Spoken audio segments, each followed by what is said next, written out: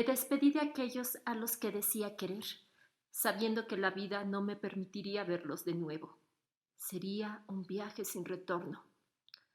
Entonces subí a un carruaje por indicaciones de mi marido, un minero apuesto con quien decidieron ponerme en matrimonio y me prometieron una vida feliz, después de una dote que seguramente nubló las ideas de quienes me querían. Fue su decisión abandonar el terruño de nuestro efímero romance, de donde partiríamos con el pretexto de una vida mejor, alejada de las presiones que embargaban su mente.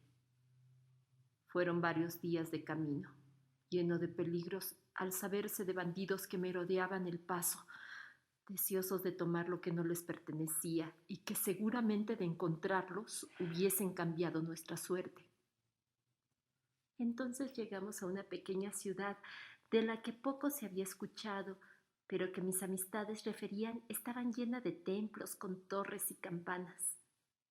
A lo lejos podría verse un acueducto y decían que al tomar el fresco podría ser testigo de atardeceres maravillosos. De su gente mucho se podía decir. Existían muchas consejas de las que pronto podrían hablar y ser testigo. Mi marido interrumpió mi sueño.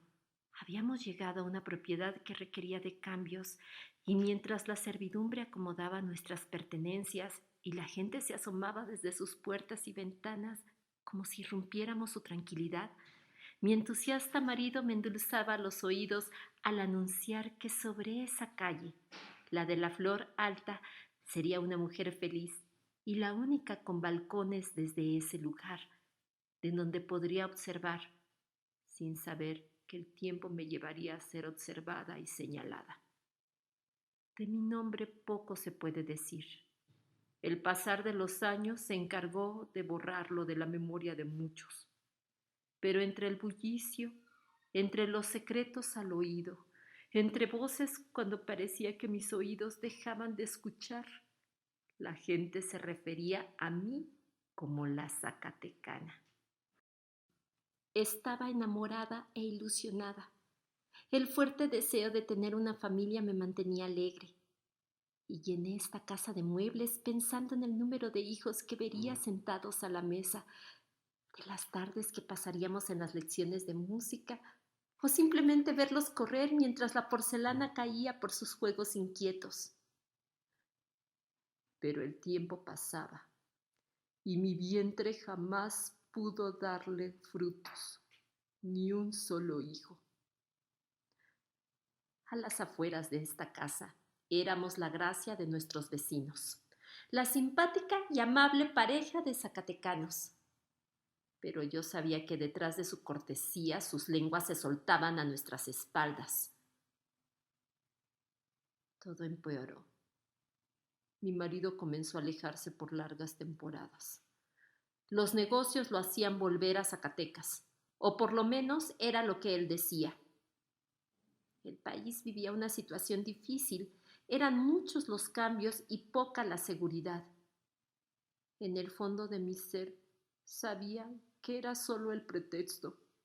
Él se retiraba para no estar cerca de mí, de quien no le había podido dar una familia, de su decepción.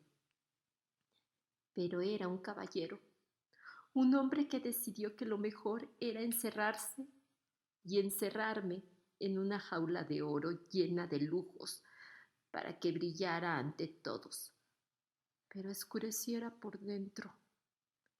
En mi soledad, en mi encierro, mi mente dejó de tener cordura. Estaba llena de odio. No soportaba la idea de encontrarme abandonada y mucho más de ser la burla de este pueblo. Como buena cristiana, acudí a misa, a ser observada y señalada como la mujer abandonada. Durante su ausencia, mi mente fraguó un plan que me obligaba a romperme, dejar de ser la mujer abnegada, bella, fiel y tierna, para que mi ímpetu hiciera florecer mi verdadero deseo. El tiempo me dejó tomar la mejor decisión, moverme por el instinto de una mujer dolida. Pero no podía hacerlo sola. Un sirviente, un mozo sería el cómplice. Sabía que mi marido volvería en unos días. Convencí entre engaños al mozo, daría muerte a mi marido a su regreso. Después podría huir y con una recompensa que lo haría olvidarse de todos. Una tarde él había vuelto. Pedí a la servidumbre se retirara. Bajé de mi pieza, abrí el portón.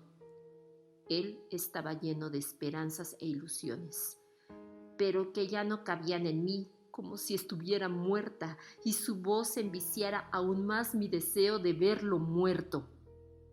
Entre gritos hice un escándalo que no le permitiría ver a su depredador. Un grito que me hizo volver y mi respiración agitada, mientras decía sus últimas palabras que nunca entendí.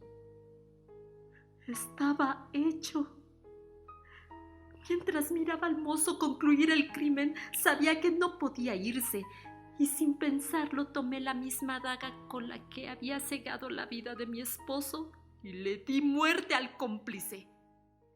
Con las manos manchadas de sangre oculté sus cuerpos. Sabía que las tardes de abril en esta ciudad eran calurosas, así que el olor delataría el crimen pronto. Pero era libre. Dejé de sentir la opresión, el encierro. Hice traer la servidumbre. Ordené se abrieran las ventanas, que el aire entrara en cada rincón de la casa. Dormí maravillosamente y por la mañana me preparé para acudir a misa. Las miradas dejaron de inquietarme. Sonreía. Toda la tarde caminé, pero algo me hizo volver. Era tarde, estaba agotada. Me retiré a mi pieza para iniciar un nuevo viaje que sin saber no tendría retorno.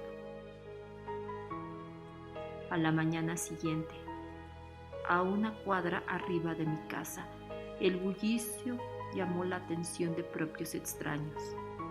Encontraron el cuerpo de una mujer, aquella mañana de abril de 1859, acribillado a puñaladas. Me habían asesinado.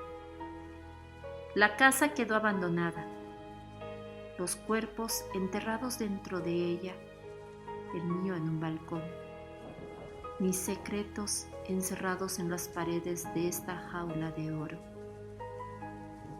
¿Quieres conocerlos?